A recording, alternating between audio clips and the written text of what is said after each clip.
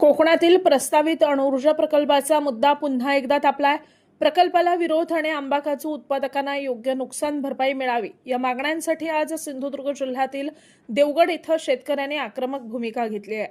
शेतकरी नेते राजू शेट्टे यांच्या नेतृत्वाखाली आंदोलकांनी जलसमाधी आंदोलन करत शासनाचं लक्ष वेधण्याचा प्रयत्न केलाय. आंदोलनस्थळी शेतकरी आणि नागरिकांची मोठी गर्दी पाहायला मिळाली.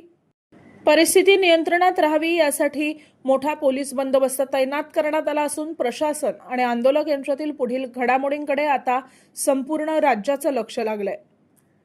सड्यावर येणार आहे. माडबनचा सडा 25 मीटर उंचीवर आहे आणि त्याच्यामुळे त्याला त्सुनामी आली तरी काही धोका होणार नाही.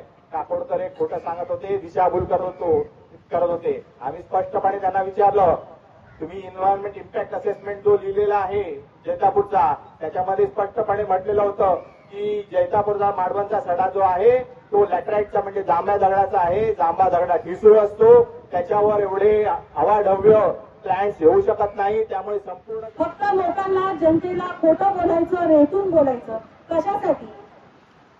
मुळात आधी प्रकल्प आणताच कामा नये. पोलिसांची जी आपली यंत्रणा आहे ती यंत्रणा ठराविक लोकांना नाव कुठंच देते, इकडे होते, गाड्या होते.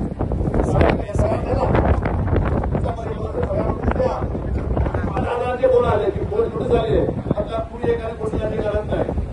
ते जर आले तसे